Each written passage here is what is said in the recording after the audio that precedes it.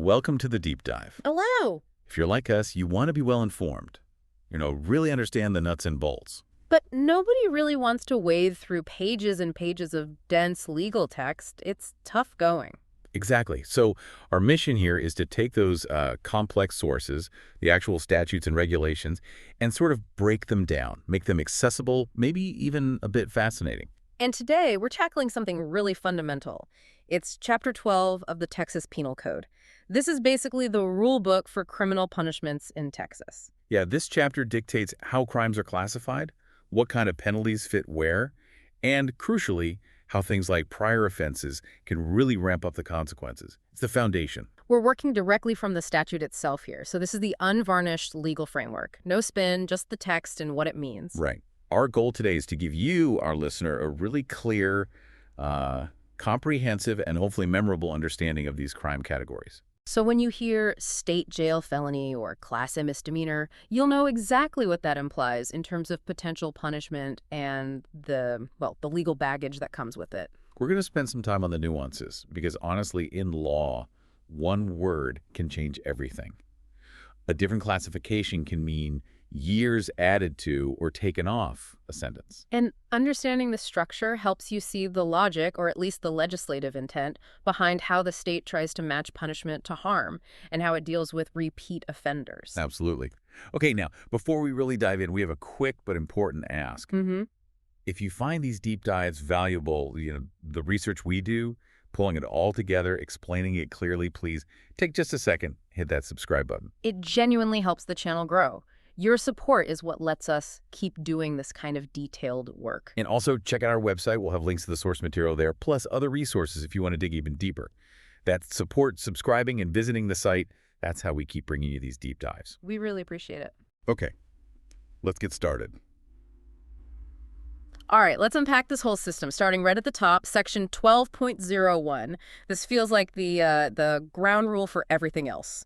It really is. It's the mandate. Section 12.01 basically says, look, if you're found guilty of a crime under the Penal Code, the punishment has to follow Chapter 12 and the Code of Criminal Procedure, period. So a judge can't just, invent a sentence. They're stuck with what's written here. Exactly. They operate within the framework laid out in this chapter. No freelancing on sentencing ranges. Okay, but here's something interesting you pointed out earlier. This chapter is about criminal punishment, right? Fines, jail, prison. Correct. Traditional stuff. But the law specifically says this chapter doesn't stop a court from hitting someone with civil penalties, too. What's that about? Yeah, that's a critical distinction for you to grasp. Punishment isn't just one thing. You might serve your time, pay your criminal fine, but the consequences can keep rolling. Well, the court keeps the power to impose other things that are technically civil actions, like making someone forfeit property if it was used in the crime. Think, losing your car after a DWI, maybe? Or even bigger things. Oh, yeah. Dissolving a whole corporation if it was basically a criminal enterprise. Suspending a professional licensed doctor or lawyer or whatever. Or even removing someone from public office. Wow. Okay, so wait.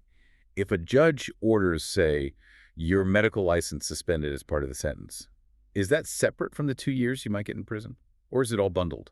It's typically a separate, ongoing consequence. The prison time is defined by Chapter 12. These other civil penalties, like losing your license or being kicked out of office, they're allowed by other laws, but the court can include them right there in the final judgment. It's the full package deal from the state. Got it. So it's not just about losing liberty. It could be losing your livelihood, your status, everything. That's the idea behind allowing both. Now, moving on to the basic classification in Section 12.02. This is the absolute fundamental split. The big divide. Felonies versus misdemeanors. Every single offense falls into one of these two buckets. That simple distinction determines so much. Local jail or state prison. Minor inconvenience or, life-altering consequences. It starts here. Let's tackle the less severe side first. Misdemeanors. Section 12.03. Okay, misdemeanors. The law breaks these down into 3 levels based on how serious they are. Class A, Class B, and Class C. Think of it like tiers. A is the most serious misdemeanor, C is the least serious. And there's a default rule here, Yeah. right? What happens if a law just says something's a misdemeanor but doesn't specify the class? Good point.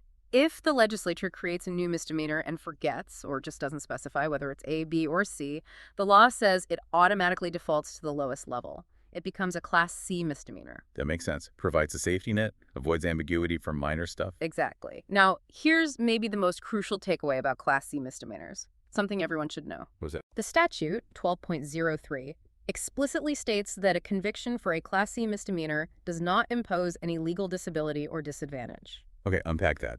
What does legal disability or disadvantage actually mean in practice? It means those serious collateral consequences that often come with other convictions. Things like losing your right to vote, maybe being barred from certain jobs, losing your right to own a firearm. Class C convictions generally sidestep all of that. So like a basic speeding ticket or maybe public intoxication first offense. Yeah. That kind of level. Often, yes.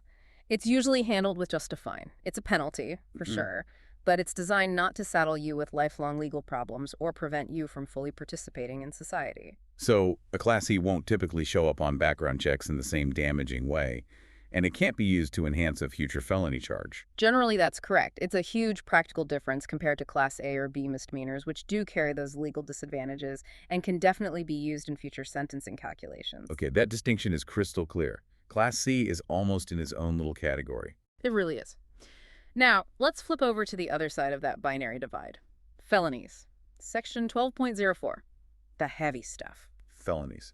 More categories here than misdemeanors. There are 5 levels. Right. Ordered by severity, they are. State jail felonies, then third degree, second degree, first degree, and at the very top, capital felonies. Starting with state jail felonies at the bottom rung of the felony ladder. And just like with misdemeanors, there's a default rule. If a law creates a new crime and calls it a felony, but doesn't assign it to one of those 5 categories, Let me guess, it defaults to the lowest felony level? you got it. It defaults to a state jail felony. Again, it ensures every crime has a place, a baseline punishment, even if the specific statute isn't perfectly drafted. Okay, so we have the basic map laid out. 3 misdemeanor classes, mostly about local jail and fines. 5 felony classes. Now we're talking state prison. Exactly. Now let's get into the actual punishments tied to these labels, the time and the money. All right, let's talk specific penalties for misdemeanors found in Subchapter B. We'll start at the bottom again, Class C, Section 12.23. We already know it carries no legal disability. And the punishment reflects that. It's super simple. For a Class C misdemeanor, the only punishment is a fine, and that fine cannot be more than $500. No jail time possible at all. Nope. Fine only, max $500. It's really designed for those minor infractions we talked about. Keep the courts moving, impose a penalty, but don't incarcerate. Okay. Moving up the ladder then, Class B misdemeanors, Section 12.22. This is where things change. Definitely. With Class B, we see 2 big jumps. First, the maximum fine goes way up. It cannot exceed $2,000. Okay, that's a significant increase from $500. But the bigger change is confinement. For a Class B, you're looking at a possible jail term of up to 180 days. That's 6 months. So the judge has options here. Yes, the court can impose the fine or the jail time or both. So you Oh. could get just the fine, just the jail time, or a combination up to the maximums. What kind of crimes fall into Class B typically? Things like maybe theft of property worth less than $100, a first-time DWI in many cases, criminal trespass of a habitation sometimes. Stuff that's more serious than a ticket, but not major felonies. Right. That jump from fine only to potentially 6 months in jail is pretty stark. Now, the highest misdemeanor level, Class A, Section 12.21. Class A ramps it up again. The maximum fine doubles from Class B, now capped at $4,000. And the jail time. That doubles too. Maximum confinement for a Class A misdemeanor is up to 1 year in jail. 1 year max. Again, is it fine, jail, or both? Same flexibility. Fine only up to $4,000, jail only up to 1 year, or a combination of the two. And examples of Class A misdemeanors. This is where you see things like maybe a second DWI offense, assault that causes bodily injury but not serious injury, theft of property valued between $750 and $2,500, more significant harm or risk involved. Okay, so max fine $4,000, max jail time 1 year. Now, you mentioned something critical earlier about where this jail time is served. Yes, absolutely vital distinction. When we talk about confinement for misdemeanors Class A or Class B, we mean time served in a local jail facility, usually the county jail run by the local sheriff. Not state prison. Definitely not state prison. That dividing line is crucial. The 1 year maximum for a Class A misdemeanor marks the ceiling for county jail time under this classification system. Once you cross that line into sentences longer than a year, you're generally talking about felonies and the state prison system. Which is run by? The Texas Department of Criminal Justice, or TDCJ. Big difference in environment, administration, everything. Local jail versus state prison is that physical manifestation of the misdemeanor versus felony divide. Got it. Misdemeanors, county jail, capped at 1 year. Felonies, state prison, longer sentences. Let's make that jump now. All right, we're crossing the threshold into felonies, subchapter C. This means potential time in the state prison system, TDCJ. Let's start with that unique category. The state jail felony, or SJF, section 12.35. Yeah, the SJF is sort of its own animal. It was created, I think, back in the 90s as an attempt to handle lower-level, often non-violent felonies differently. Think drug possession, maybe some property crimes like theft over a certain amount. The idea was to avoid sending everyone to the main, expensive, and often harsher state prisons. Exactly, kind of a middle ground. So the standard punishment for an SJF reflects that. It's confinement in a state jail facility, which is technically part of TDCJ, but often managed a bit differently, for a minimum of 180 days up to a maximum of 2 years. Only 2 years max. That does sound different from other felonies. Is there a fine too? Yes, there can be. In addition to the confinement, a fine of up to $10,000 can be imposed. Okay, 180 days to 2 years, plus maybe a fine. Seems straightforward. But you mentioned earlier that the SKF is volatile. What did you mean? Right. Because there's a huge exception built right into the main SJF punishment section. This is a first major enhancement we see where the punishment can automatically jump up. The SJF bump-up rule. Precisely. A conviction that looks like an SJF on paper can suddenly be punished much more severely, as if it were a third-degree felony instead. Okay, that's critical. Under what circumstances does that happen? When does an SJF get treated like a third-degree felony? 2 main triggers. First, if the prosecution proves that a deadly weapon was used or exhibited during the crime itself, or even during the immediate getaway. So using a gun during a theft that would otherwise be an SJF. Yep, that bumps it up. The second trigger is the defendant's prior record. If the person has a previous conviction for certain specific serious felonies, the law lists them out. Things like murder, aggravated kidnapping, sexual assault, or any prior felony where there was already an affirmative finding of a deadly weapon. Then the current SJF gets bumped too. Correct. Even if no weapon was used this time, that serious prior history means they lose the benefit of the lower SJF classification.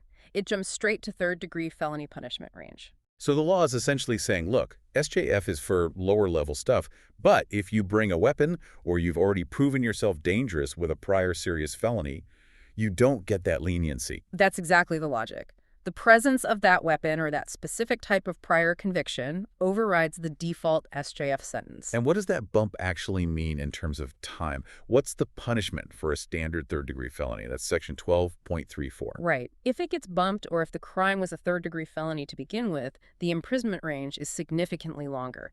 2 years minimum, up to 10 years maximum served in TDCJ. 2 to 10. Still with that potential $10,000 fine. Yes, the $10,000 fine cap stays the same for third, second, and first-degree felonies. Okay, moving up again. Second-degree felony, section 12.33.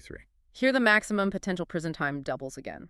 For a second-degree felony, the range is 2 years minimum, up to 20 years maximum in TDCJ. Same potential $10,000 fine. 2 to 20. Getting serious now. Yeah. And the top tier before we hit capital offenses, first-degree felony, section 12.32. This is where a life sentence comes into play. The punishment for a first-degree felony is imprisonment for life, or, for a term of years, anything from a minimum of 5 years up to a maximum of 99 years. Wow. So even without any enhancements, someone convicted of a first-degree felony is facing a minimum of 5 years and potentially life, or what amounts to life with a 99-year sentence. That's correct. The floor is high, and the ceiling is basically life. The $10,000 fine is still technically possible, but kind of pales in comparison to the prison time. Absolutely. Okay, that leaves the most severe category. Capital felony, section 12.31, reserved for the absolute worst crimes, like capital murder. And the punishment here is stark and mandatory upon conviction. There's very little judicial discretion at sentencing once guilt is established. What are the options? It depends entirely on whether the state decides to seek the death penalty. Okay, scenario 1, the state does seek death. Then, if the jury convicts, the only possible punishments are death by lethal injection or imprisonment for life without the possibility of parole. Life without parole, meaning never getting out. Never. That's the only alternative if the death penalty is sought but not imposed, or if the state seeks it and gets it. Okay. Scenario 2. The state does not seek the death penalty in capital case. Then the mandatory sentence upon conviction is life imprisonment.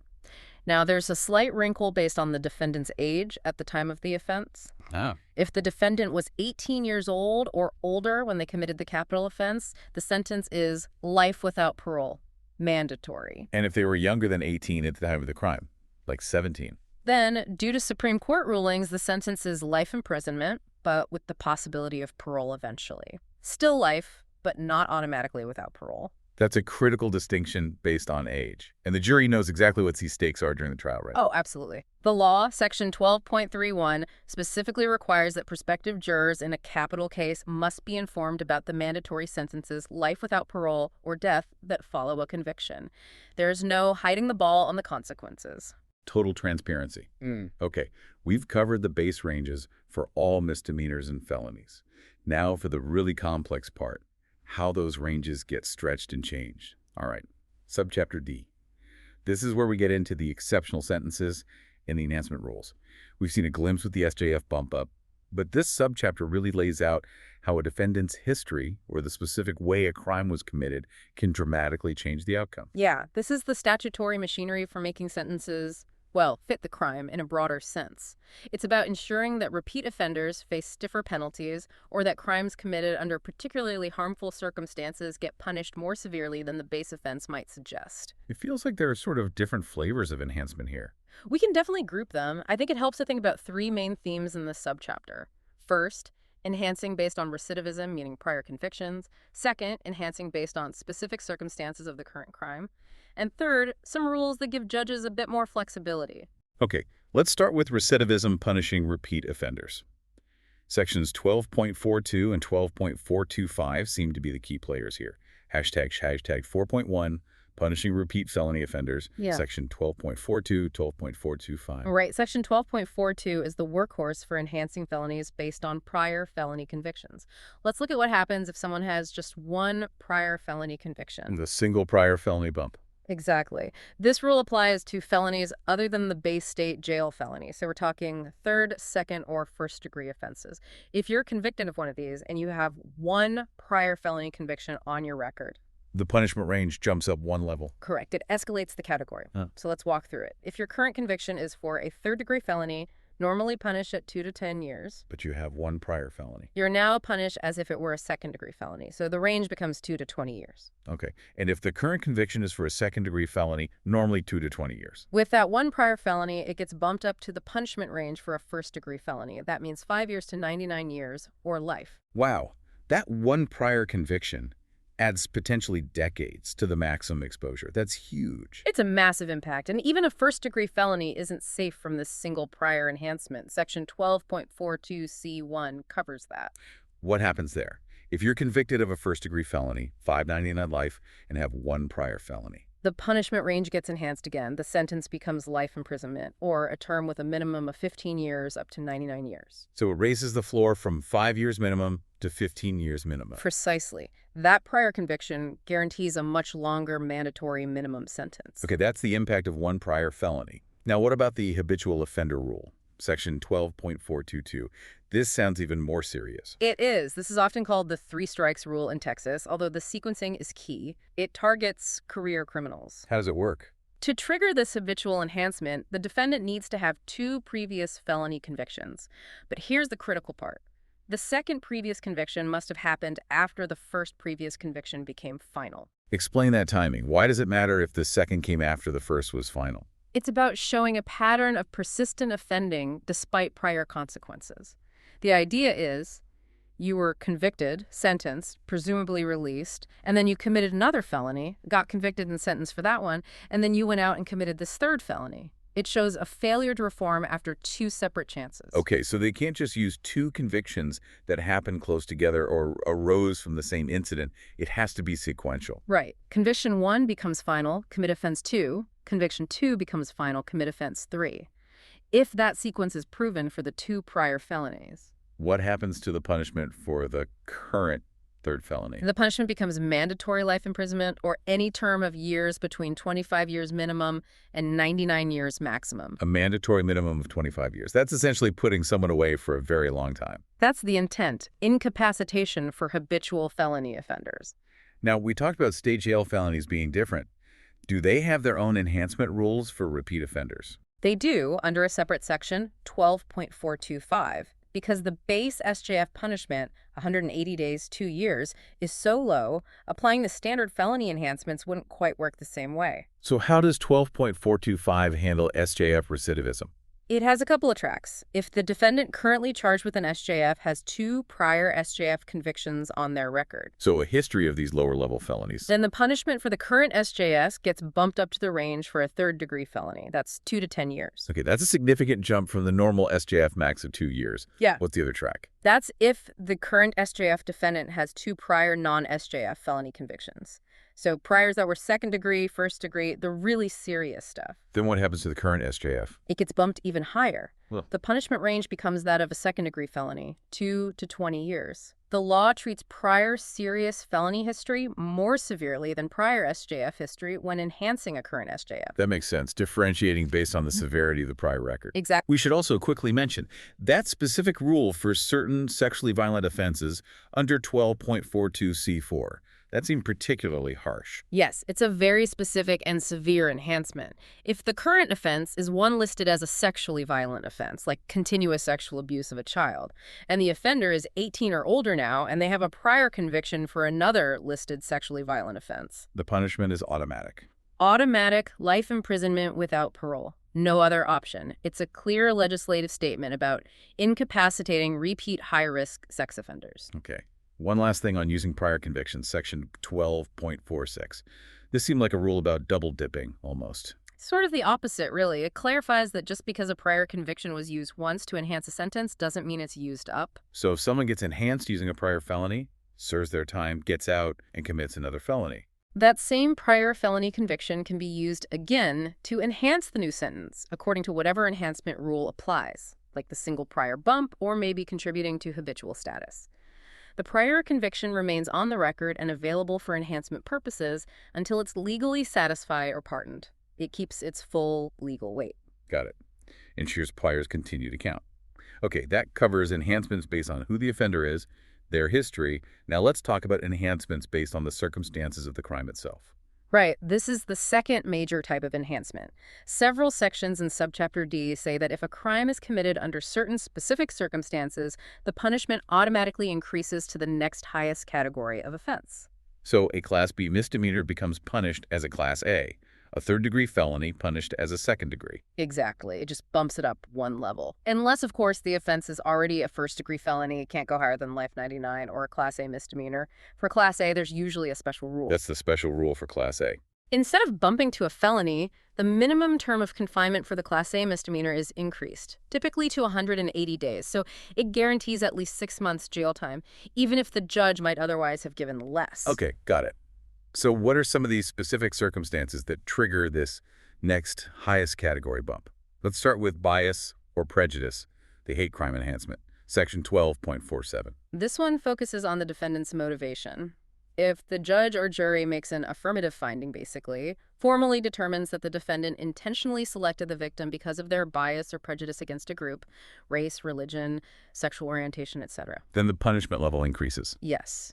That hate motivation bumps the offense to the next highest category. And if it was already a Class A misdemeanor, that minimum 180-day jail term kicks in. Okay. Next, section 12.49, related to controlled substances. This one is interesting. It applies only to certain types of offenses: robbery, Chapter 29, theft, Chapter 31, or offenses against the person, like assault, Title 5. And the trigger. If the court finds that the defendant used or exhibited a controlled substance drugs in order to commit that robbery, theft, or assault, maybe they drugged the victim, or maybe they were high themselves in a way that facilitated the crime. If that link is proven, the offense gets bumped up one category. Correct. Or the 180-day minimum for Class A misdemeanors applies. It targets the use of drugs as a tool or enabler for these specific crimes. Now, section 12.50. This one feels like a major policy statement, committing crimes in a disaster area or during an evacuation. Oh, definitely. The legislature really wants to deter people from exploiting chaos. This rule applies if certain offenses, the list includes theft, assault, burglary, criminal mischief, robbery, are committed in an area that's currently under a declaration of disaster. like after a hurricane, or an emergency evacuation order. So looting during a flood, for example. Exactly. If you commit one of those listed crimes in that declared zone, the punishment automatically jumps to the next highest category. And you mentioned there's an even harsher penalty for certain theft and robbery offenses under this rule. Yes. For some specific theft and robbery statutes, if they're committed under these disaster circumstances, the enhancement isn't just next highest category. Instead, the law mandates a minimum prison sentence of 10 years. 10 years minimum. 10 years minimum. And if the underlying robbery theft offense was already a first-degree felony, that minimum jumps to 15 years. It's a very severe floor designed to heavily punish exploiting vulnerability during disasters. Wow. Okay. Another targeted enhancement. Section 12.501, retaliation against public servants. This protects people like police officers, judges, prosecutors, elected officials, and even their families. If someone commits an offense like assault, criminal mischief, or stalking against a public servant or their family or property. And the reason was retaliation, because of the public servant's job. Exactly. If that retaliatory motive is proven, the offense category gets bumped up. It recognizes that attacking public servants for doing their jobs is an attack on the system itself. Makes sense. Then there's Section 12.502, focusing on offenses on school premises. This one is specifically about post-secondary institutions, colleges, universities, career schools, and it applies only to certain sexual offenses like indecent exposure or certain types of sexual assault. If those specific offenses happen on campus property. The punishment category increases by 1 level. It's aimed at protecting campus environments. And this one had a special rule for repeat offenders too, right? Yeah, a pretty aggressive one. Subsection C says if someone has 2 previous convictions for these same offenses that were also committed on campus grounds, so they were enhanced before. Then the current offense gets bumped up by 2 categories. Correct. A Class C could become a Class A, for instance. It really accelerates the punishment for repeat campus sexual offenders. Okay. And finally, the newest edition, effective 2025, Section 12.503, regarding metal or body armor. This is very recent. It reflects concerns about offenders preparing for violent encounters. If an affirmative finding is made that the defendant was wearing or using metal or body armor during the commission of any felony, the punishment increases. This is the next highest category. The act of wearing body armor while committing a felony is seen as an aggravating factor in itself, suggesting a readiness for violence, and so it bumps the penalty. Okay, that covers a lot of specific circumstances that increase penalties. But the system isn't all about increasing severity, is it? There's some flexibility. Hashtag 4.3 special discretionary powers, Section 12.44 and 12.45. Right. Amidst all these mandatory bumps and enhancements, there are a couple of important sections that give the courts and prosecutors some leeway, primarily focused on efficiency and individualized justice in certain cases. Let's talk about Section 12.44 first. This seems to be a way to soften the blow of a state jail felony conviction sometimes. It is. It's often called the 12.44A reduction. It acts as a safety valve for that SJF category. Even if someone is convicted of an offense classified as an SJF, 180 days, 2 years in state jail. The judge can choose not to send them to state jail. Correct. Under specific circumstances, the judge has the discretion to decide not to impose the state jail sentence. Instead, they can sentence the person as if they had been convicted of a Class A misdemeanor. Which means? Which means a maximum of 1 year in the county jail and possibly probation instead of any jail time. It's a significant reduction in potential punishment. What factors does the judge consider for this reduction? The statute says they should look at the gravity and circumstances of the felony committed, the defendant's prior criminal record, and basically whether the interests of justice would be better served by misdemeanor punishment. It allows for tailoring the sentence when the full SJF penalty seems too harsh for the specific case or person. And isn't there also a way for the prosecutor to effectively do this even earlier? Yes. Under 12.44B, the prosecutor, with the defendant's consent, can get authorization from the judge to actually prosecute the state jail felony as if it were a Class A misdemeanor right from the start. It avoids the felony conviction altogether. So 2 ways to potentially reduce an SJF down to misdemeanor level punishment. That seems important for keeping lower level offenders out of the state system. It's a key tool for that.